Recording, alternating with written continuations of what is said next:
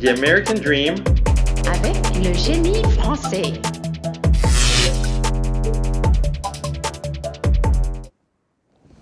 Here we are! Hello, amazing tech and business lover. Welcome to the Ask Me Anything session with the one, the unique, there are no twins, the unique El Magnifico Reza is with us. Thank you, Eric. Thank you for being with us. So I'm going to start straight. We'll wrap that everything in half an hour. So ask your question on Facebook. I'll give priority to them. And let's go. Reza, who are you? Tell us more about this Magnifico that we want to know. Thank you, Eric. It's good to be here with you. I went to school in France. I grew up in France and graduated from business school, and then came over to the US for an internship. And initially didn't know much about computer science or technology, but it was an internship in California, so I thought, hey, what could go wrong about that? So I went and discovered the world of startups and got very much intrigued with this environment where, you know, people didn't really care about what you had done before, but what really mattered to them was how could you contribute today? And at a time where in France, each time I applied for an internship, people asked me, what do your parents do? Like, why does that matter? But here, no one really even cared about what I had done before that much, but they wanted to see what was I able to contribute to the company. So totally fell in love with that world, went back to finish my studies, and then they offered me a job, so I came back and worked for them. Discovered actually my very first failure, because after a few months that company pretty much shut down, and I was left hanging with a very elegant letter telling me that I had 30 days to leave the US. Wow. Because my visa was no longer valid. And in that little time was able to find another job here, and the rest is history, and kept on staying because I discovered that, you know, hey, this is actually a very flexible work environment. People will give you your chance at it, and if you can prove that you can add value, well, you keep the job and you keep moving from job to job. So you've added a lot of value.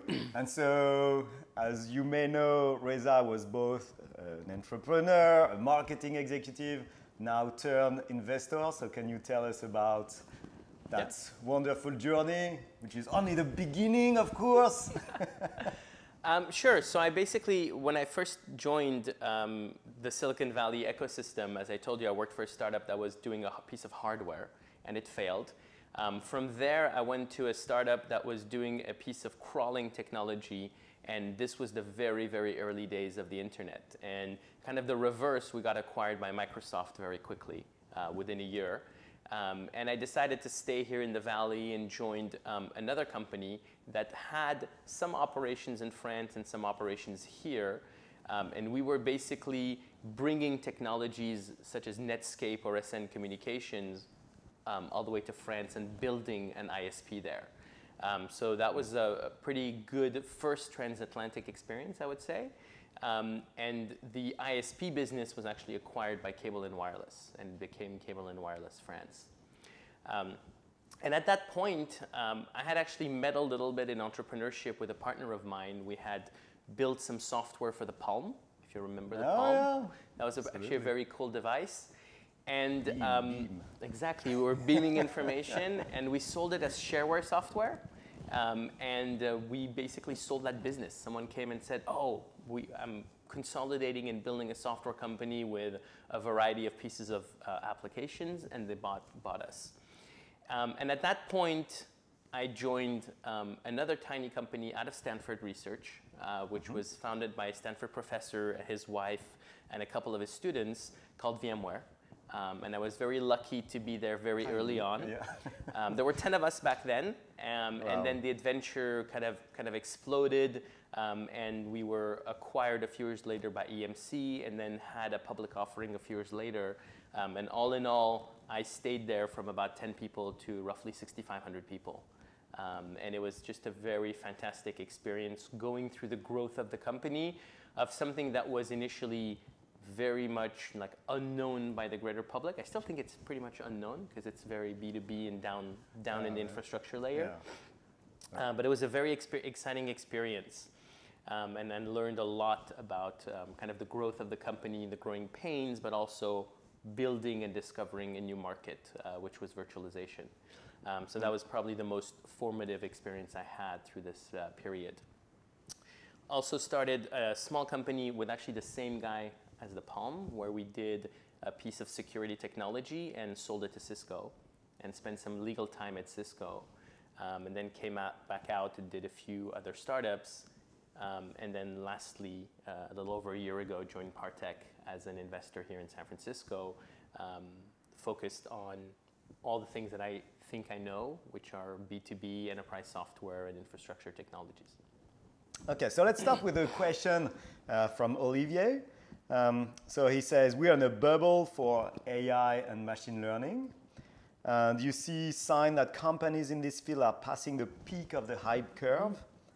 So I think you've made an investment recently in that space. So yeah, so definitely he's right. There's a lot of hype and buzzwords. Actually, our friend Alex Lebrun, which you know, he recently said, Facebook. Yeah, he's at Facebook. In Paris actually. He said recently that when he initially started looking for funding for his previous company, when he had the words AI and ML in his deck, people were like, ooh, this is way too scary, you should take them out. And kind of the reverse, today, if you don't have them, then you're missing kind of an important buzzword. So I definitely agree there's a lot of hype, but I also believe that if that technology is applied in a focused area, then you can have value. Because if you're in a focused area, you can actually train the model on a limited data set. And we recently made an investment in a company called Cardiologs. Mm-hmm. And what they do is they apply algorithms to electrocardiogram image reading. And so here is a very focused area where you can train the data set pretty well. And you can augment the human clinician because you can help them better read the images, find weak signals, have much less false positives. And so bring a real value into the healthcare system. So we're pretty bullish about it. We think that in that type of environment, it's a very nice application of software on, again, a very focused area. Brilliant. As an investor, how do you avoid buzzwords, as you were saying? It's very hard. I think it's the first thing you look at a slide deck, it has buzzwords everywhere. You kind of tend to just discount them and put like a mask on top of them and try to understand what's the real technology, what do people really have, what value does it really bring, and it's not easy to figure it out immediately. You have to go through conversations, you have to go through due diligence, but fundamentally, if there's just too much buzzword, by the way, it scares me to begin with, so I kind of turn it off. Very interesting. So Partech is a very interesting fund because you're cross-Atlantic. Mm-hmm.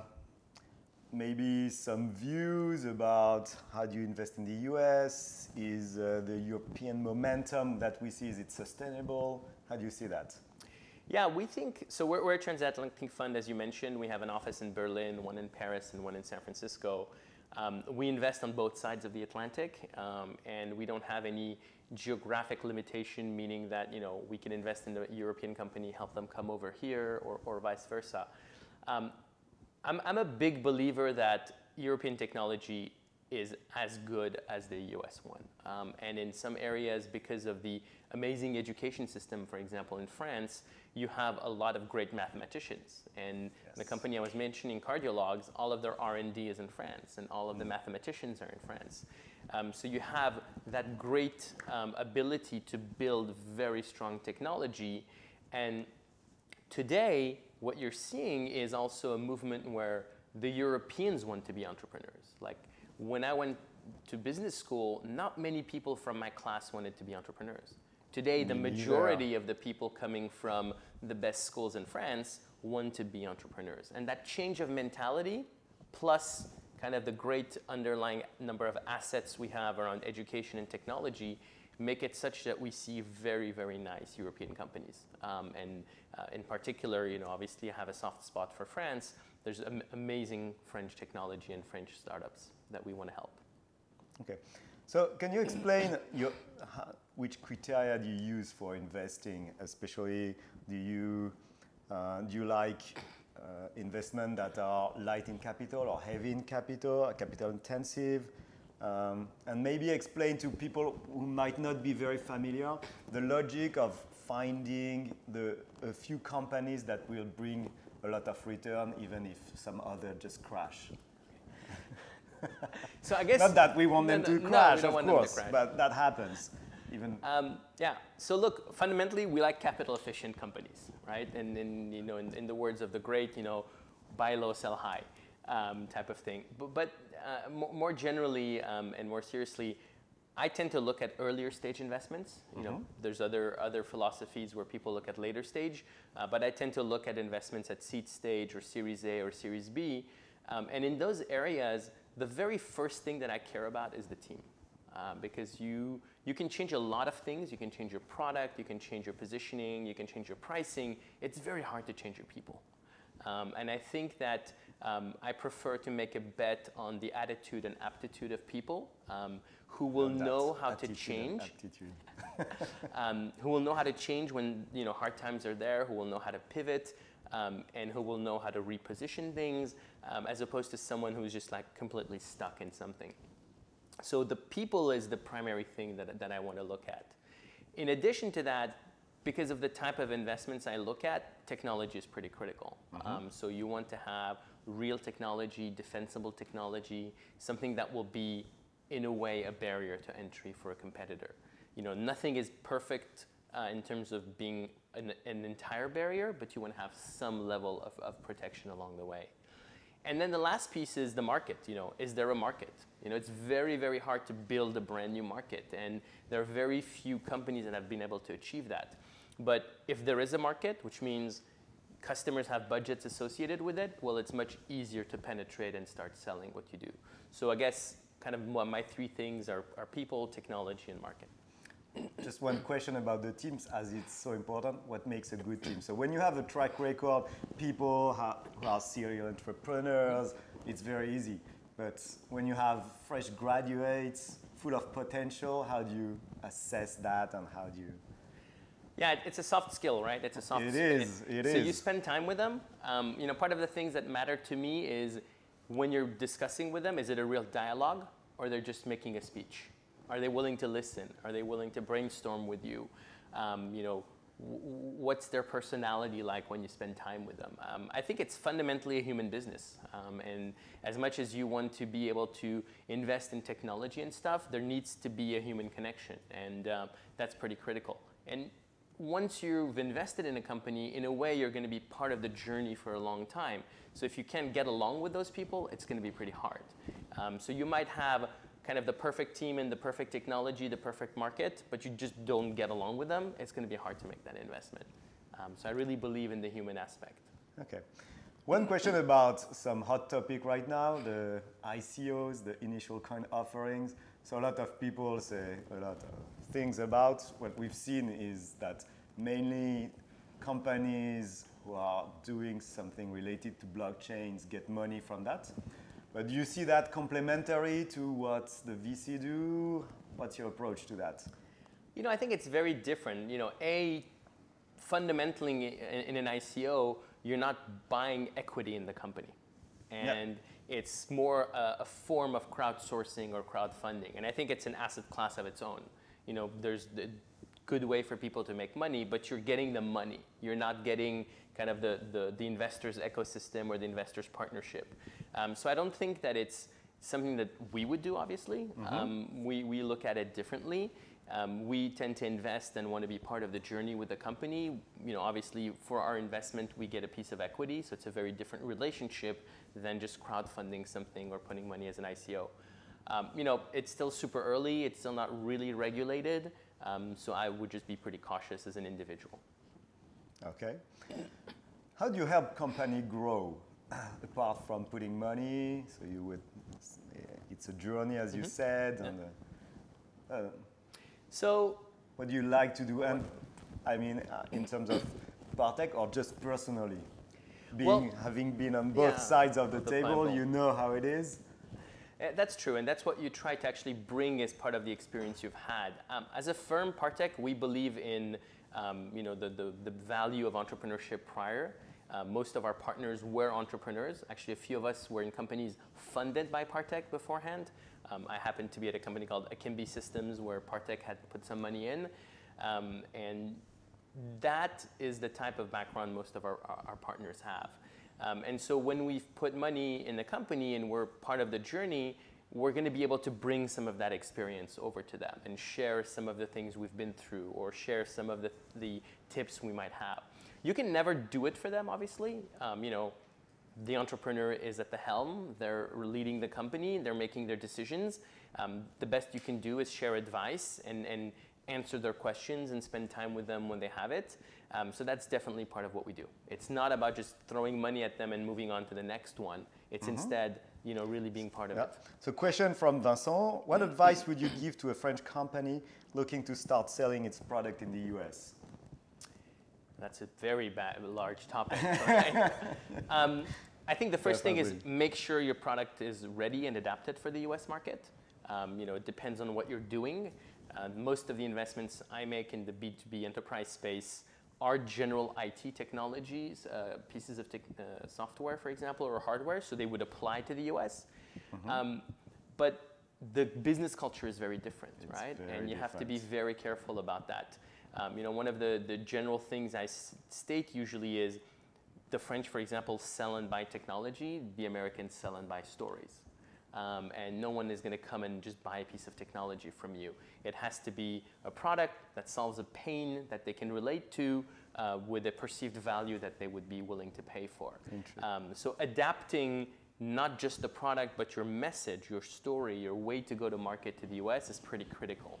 And then there's a lot of other differences. You know, a lot of technology tends to be sold two-tier in Europe. Like you sell to a distributor who sells to a reseller who sells to the end user. There's usually one less tier in the US. You don't have that same chain of differences. For example, at VMware, in Europe, we always had 1 or 2 distributors per country who would then have a network of resellers and then sell to the end user.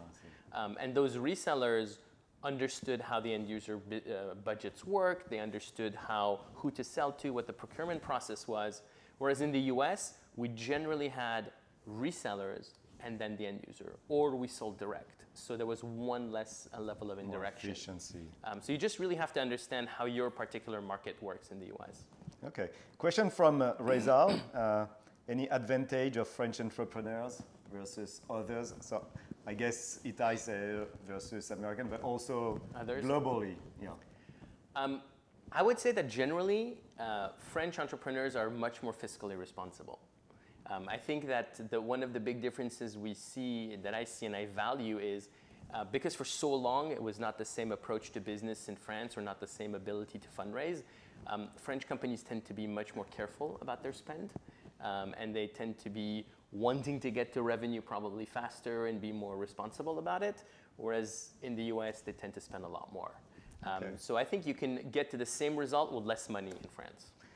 Just to transition from investing to marketing and growth that you know very well.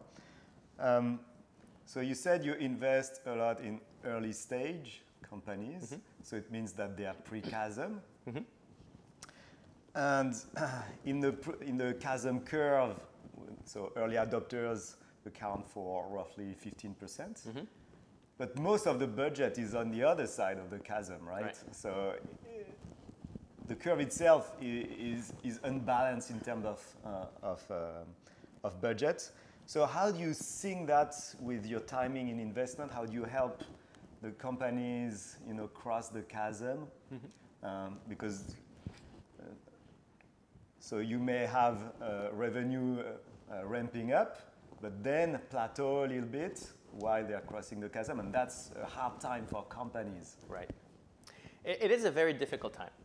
I agree. And it's a very difficult thing to do to kind of time perfectly your investment and understand, are we right there or is the market going to take much longer? And there's multiple examples of companies that we see come for funding where basically they've been plateauing for a couple of years, but now they feel the market is about to take off. So it is a difficult thing. I mean, part of what, as an investor, I do is I try to speak with the customers to understand why they chose that solution, what's the value they're perceiving, and understand whether that is going to be a repeatable value proposition. Understand whether the company itself has understood its repeatable sales model. Like if I do this and that, then I get this lead, and then I can move it forward in the process, and then I can close the deal or not. Or whether everyone who has bought so far are just super early adopters who are in love with the technology, and it would be hard to replicate it elsewhere. But it is a very delicate thing, and that's one of the reasons, by the way, I think companies have to be super careful during that process. Don't just go and spend your money like crazy, because that is going to dry out at some point.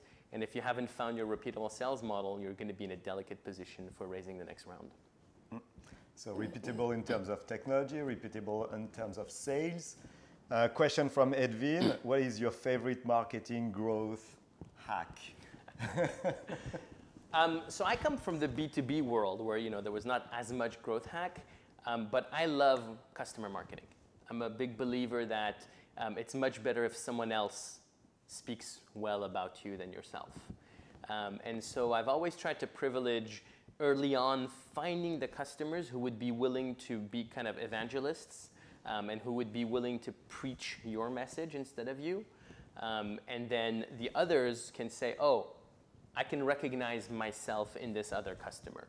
And then they will feel much closer to what you're trying to sell to them, as opposed to you going and touting. So customer marketing to me is far more efficient than most of any other things I've done in kind of my career.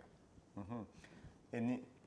Any advice on influencer marketing in a way to transform, as you say, to have advocates, but helping the chance and the serendipity of having advocates? Or not having a problem. I'll give you an example, because we, in one of my companies, we were selling to a large European bank, and we went through the whole motion, and at the end, I never got the order. Like, what's going on? Why am I not getting the order? And the guy went completely silent on me, and I just never figured it out. And later on, we were acquired by a much larger company. And so now that we're acquired, this guy comes back to me and says, oh, let's pursue the sales process. I said, wait, you were gone for all these months. What happened? And he admitted that their procurement officer contacted analysts who said they had never heard of us. And he blocked the whole deal. Wow. And so when you're selling in a B2B space to the enterprise world, having at least influencers who know of you, who know about you, who can speak about you, seems pretty important. And so I would not underestimate the need for influencer marketing, because it can come back, at least in my case, it came back to bite me, and it was bad. Interesting story. You have other stories where maybe in what you've seen, which marketing channels were efficient for you? So you talked about VMware with distributors, but selling direct or selling, what was the different approaches you had? In the majority of cases, we've actually sold indirect in my career, because it was always B2B enterprise software that had to fit in an overall project. And if you think about it, when you're at VMware, for example, and selling a virtualization layer, that layer on its own has no value unless there's a server underneath it, there's a piece of storage or networking equipment. So I've tried in marketing to understand what's the ecosystem around me. In easy terms, who makes money if I make money? Because if someone else makes money when you make money, they're going to have benefit in kind of promoting you. And we found very quickly that for every $1 of VMware software sold, you had $8, $9 of something else sold. And so if you could find someone who would bring it all together, and typically the reseller, then they had a huge vested interest, because on selling VMware, they also made margin on other things. Yeah. And that was very useful. One thing I've learned at Evenium is that when you sell indirect, you need to push with your third party, and you need to pull on the end customers. So you need both ends. So how did you manage to both push your distributor and pull on the other? Yeah. So that's absolutely true. So what we did was did direct marketing to the end user, so that we would create demand. Okay. So we did the general things that you would do in enterprise software, and people would be, oh, I'm interested in VMware. But then when the lead came to us, we made the choice of going, in the very early days, we'd go to a reseller and say, hey, we have this lead, are you interested in this business? Like, who's going to refuse business, right? And then you did it a second time, and then the reseller would say, oh, wow, I'm actually making money here. Yeah. It works. So then the reseller had an interest in pushing you as well. But in the early days, you definitely have to work both sides of it, and then they kind of find the light and go sell you. But a reseller never does it on their own. I've learned that. Yeah, okay. Yeah. Content marketing, does it still work? I mean, everybody does that. There is tons of content everywhere. What's your point on that? You know, again, there's good and bad quality content. But if you're selling, again, something that's super geeky, super technology, then you need to explain it, right? And back to my point about selling a story, if I come and tell you I have this great technology, your answer is going to be, so what? What does it do for me? And my view on the content marketing is actually answering that question. So when you publish a use case or you publish a customer success story, you're actually, in essence, answering the question of what good is this for? How is it going to help me? And in that light, then I think it's worth it. But just producing content for the sake of producing content, yeah, it's a lot of noise. Okay. For your portfolio company, the ratio between inbound and outbound that you like, is it only let's go all outbound and chase the customer? Let's do content marketing and try to get as much inbound as we can? I think how do you advise your companies? Look, it really depends. It depends on what they're doing, right? So, you know, I made an investment in a pretty deep tech French company called Amram that does a processor in memory, right? And so this is at the very lower level of the infrastructure. It's a piece of hardware. Their ecosystem are the large hardware manufacturers, so it has to be outbound. They have to go after them. They have to go kind of demonstrate their value.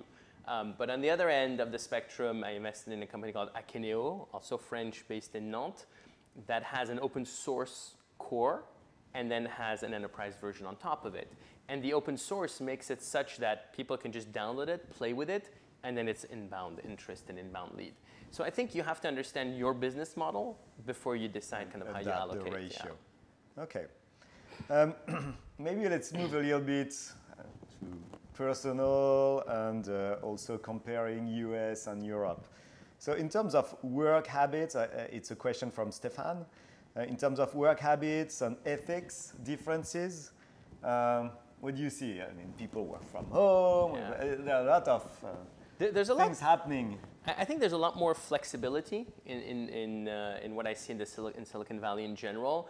It doesn't matter whether you're at the office or not in general, as long as you get the work done. I tend to see in Europe a much greater importance attached to the fact of being at work. But kind of on the flip side of the coin, here people tend to move on a lot. They tend to hedge their bets. Just earlier today, I was on a conference call with an entrepreneur who was telling me about his team, and he said, well, for my US team, I try to hire people as far away as possible from San Francisco because they stay 2 years, they got a piece of stock options, and then they move on. Whereas on the other side, when I look at some of my French portfolio companies, people have been there for a long time. You know, I invested in a company called AB Tasty. They have a marketing piece of software for enterprise customers. And you look at the staff, they've all been there pretty much the whole time. No one is coming and saying, oh, I'm going to flip and go to something else. Yeah. There's a lot more loyalty, attachment to the company. People jump ship much less. Whereas in Silicon Valley, you tend to see kind of more of a, I would say, a gambler attitude. Oh, I have 2 years of stock options here, and then I'm going to move on to the next one. So are we going towards more freelancers in the US? Are we... I think in general, the US market accepts that much more. And then as you're growing your company, you realize, do I need full-time employees for everything? And there's a lot of things where you're not going to need it. You know, of course, our friend Stéphane Casriel speaks very highly of that because Upwork, the company that he's the CEO of, that's their business. But he's seeing very fantastic trends on where people tend to outsource more and more things and longer periods. So it's more of an optimization of how you want to run your staff. And then the other reality is you just sometimes don't find the right staff. And then the outsourcing brings you a lot of advantages in getting the stuff done as opposed to having to wait. Okay. Question from Cassie. What would you recommend to a new graduate in the US and to a new graduate in France? Look, a few years ago, I would have recommended for the French graduates to look at entrepreneurship. I don't think I need to do it anymore. Excellent I news. think that's a great piece of news. The amount of energy I see coming out of the French ecosystem makes it such that it's the same attitude as the US graduate. They want to go into entrepreneurship. They want to be part of smaller projects. They want to make more of a difference. So that's actually awesome. They're pretty aligned now. And for a US graduate, what would be your advice? Like, go to Europe, go find out, go discover the world. I think they do it generally, but yeah, anecdotally, I'm seeing more and more people from the US wanting to move to Europe, whether it's for some like continuing graduate studies or for experiences. But again, this is something I hadn't seen when I first moved here many years ago. So it's pretty cool. So Jonathan has a question for you. He asks, what's your secret to always be so energetic and cheerful? Reza, tell us, we want to know. I learned from you, Eric. I learned from you. All right. Any other differences you would like to point out or explain about US and Europe? No, look, I think the key message I believe in and I have is I've seen just amazing evolution in the European ecosystem. And of course, the French one in particular, where things are getting much more entrepreneurial friendly on all sides. There is, funding, there's an ecosystem. So one question about funding in Europe. Do people put enough money on product development? And I see rounds here with hundreds of millions to finance product development, whereas this is absolutely unseen in Europe. Yeah, I think it's a little bit less seen for sure.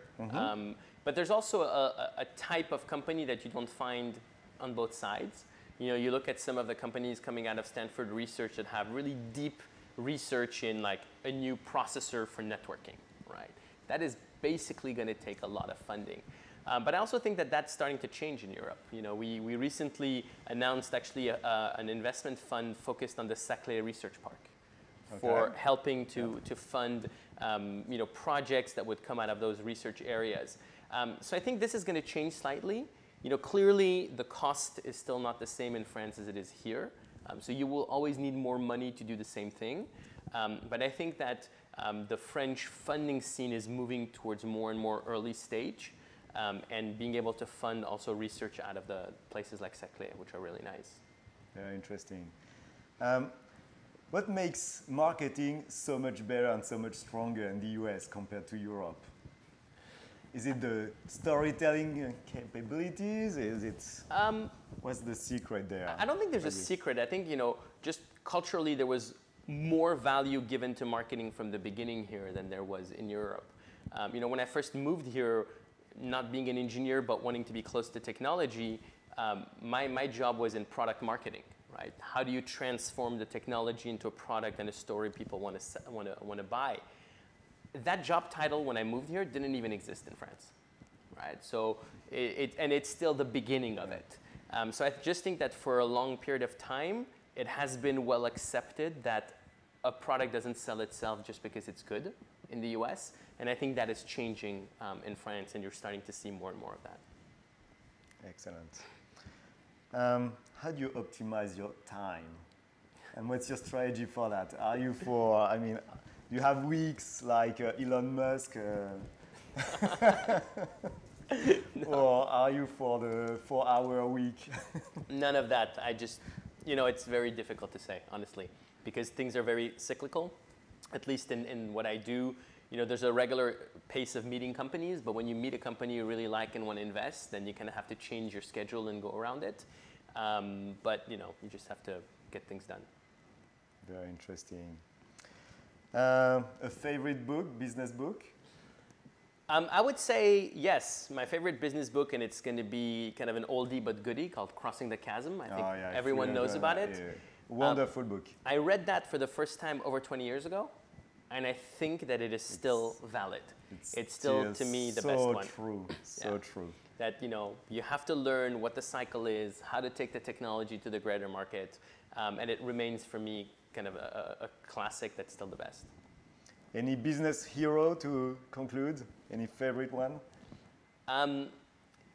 You know, it's not a matter of a favorite business hero, but I would say that, you know, the experience I spent the most time at VMware is also the person that taught me the most. So Diane Green was the CEO there, and she was just an amazing entrepreneur who managed to build a company from zero to several $1 billion in revenue, and did it with a huge focus on building a meritocratic company. Yeah. You know, there's a lot of talk right now about diversity. And quite honestly, during that experience, the only thing that mattered was what people were able to do and bring to the table. And we probably had an unbelievably diverse executive staff at the company. And it was just great to experience that from the inside. But one very last question on Facebook from Hugo. What would make a good background to become a successful VC professional? So look, I'm of the opinion or belief, and I think it's kind of generally shared within the firm at Partech, is that it's very hard to be on this side of the table and help the entrepreneur if you haven't been on the other side. And I think it's super important for people to have entrepreneurial experiences, startup experiences, good or bad, because you learn from failure. So it's not about just having been a successful entrepreneur. It's about having been on the other side, having had to deal with the issues and questions and the problems that arise from it. Then I think it gives you a lot more empathy to understand the entrepreneur when they come to see you. And having been in their shoes is super useful to me. Brilliant. Thank you so much, Reza. Thank you, Eric. Thank you, everyone. Vive la French Tech. Yes. The American Dream avec le génie français.